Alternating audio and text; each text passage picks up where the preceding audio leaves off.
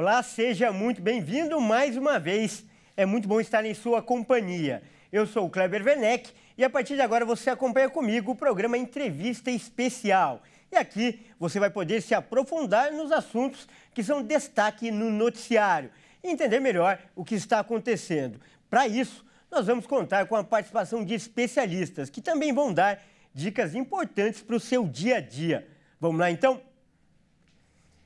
E olha só, a ANS, que é a Agência Nacional de Saúde, autorizou o reajuste de 6,91% nos planos de saúde. E esse é um assunto, claro, que interessa para muita gente. A estimativa é de que 8 milhões de consumidores sejam impactados. E para falar mais sobre o assunto, nós vamos conversar agora com o advogado Paulo Peixoto.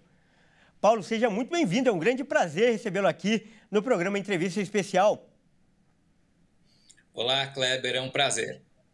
E olha só, Paulo, primeiro, doutor, eu peço a sua avaliação. Esse reajuste que a gente acabou de falar, ele se justifica tanto legalmente quanto pelas planilhas de custo do mercado de saúde? Bom, quando a gente pensa nesse ajuste que a ANS apresentou, se a gente olhar em especial o IPCA, né, que é o Índice de Preços ao Consumidor, ele está um pouco acima. Então, a gente vai perceber que os planos vão subir um pouco acima do IPCA, o que pode impactar bastante, né, a vida dos beneficiários. Correto. E quem será afetado por esse reajuste? Não são todos os planos de saúde, né? Exatamente. É importante aqui esclarecer. Esse reajuste, ele serve para os planos individuais e familiares. Os planos coletivos, eles estão fora, porque aí uma negociação diferente entre a operadora e a empresa ou a entidade. Tá certo. E o que o consumidor deve ficar atento quando ele receber o boleto do plano de saúde? O que ele deve ver para entender, né, se a cobrança está sendo feita de maneira correta?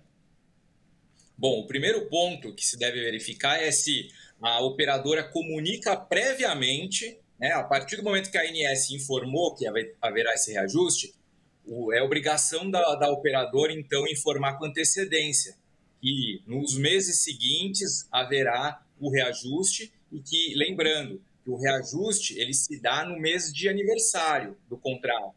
Então, se, por exemplo, um contrato ele tem o seu mês de aniversário em outubro, só a partir de outubro é que ele vai ser cobrado. Se é em setembro, só a partir de setembro, e por aí vai.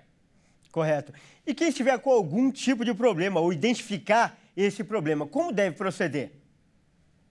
Bom, se há qualquer identificação de problema em relação à não informação, ou se eventualmente uma operadora cobra além desse percentual que foi informado pela ANS, primeiro, pode entrar em contato com a ANS, tem no próprio site um canal de denúncias em que é possível a reclamação. Também, sem prejuízo, pode entrar em contato com a própria operadora e solicitar uma explicação, né? Importante deixar claro que esse reajuste que foi anunciado, ele é o reajuste máximo, tá? Nada impede que os planos eles possam reduzir menos, tá? Correto. Agora, para quem for firmar um novo contrato, quais os cuidados que devem ser tomados? Qual a orientação que você passa? Perfeito. Um novo contrato de plano de saúde, um dos principais pontos que devem ser atentos é a cobertura. Quais são, né, todas as coberturas, o tipo de atendimento que vai ser feito. Importante também ficar atento ao valor, o valor que vai ser ofertado, se está até dentro dos valores praticados em média pelo mercado. É algo que as pessoas às vezes assinam os contratos de operadora sem se dar conta de, muitas vezes, ler todos os pontos, verificar se não está sendo, se não tem alguma abusividade. E nesse aspecto a gente até orienta. Se a pessoa não tem ali uma familiaridade com a questão contratual, procure um profissional que possa revisar esse contrato e verificar se não está sendo cobrado nada a mais, se a cobertura está adequada, para que a pessoa não sofra depois algum prejuízo. Correto. E os planos de saúde lideraram o ranking de reclamações do IDEC, o Instituto de Defesa do Consumidor, no ano passado. Por que tanta reclamação, doutor? Pois é, Kleber, esse é algo frequente, né? Os planos, infelizmente, acabam liderando esses rankings por conta principalmente de discussões a respeito do reajuste, né? Quando a gente fala de reajuste de plano coletivo, porque como esse não está vinculado a esse reajuste apresentado pela ANS, em média, isso pode chegar a 20%, 30%, já vi até situações de 50% de aumento, o que se torna um aumento abusivo, excessivo. Então, há reclamações nesse sentido. E algo que acaba também indo bastante parar no judiciário é com relação à cobertura.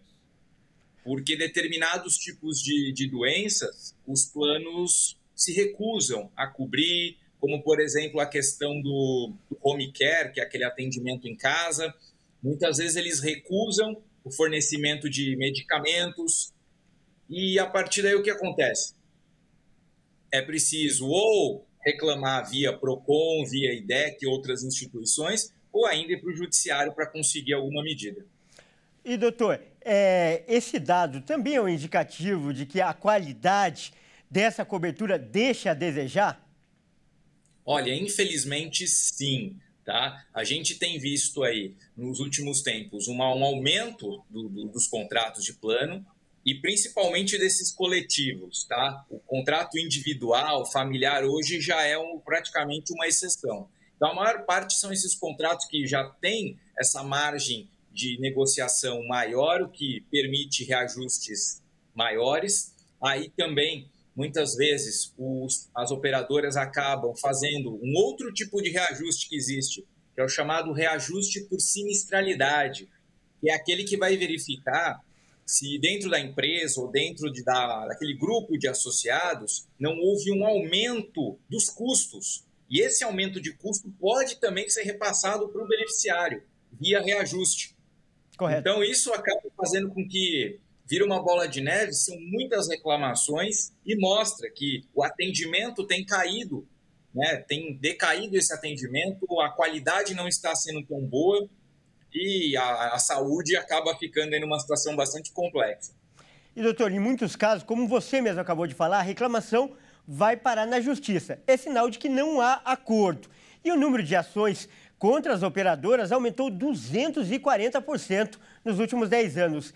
E olha o detalhe, em 81% dos casos, o cliente venceu a ação.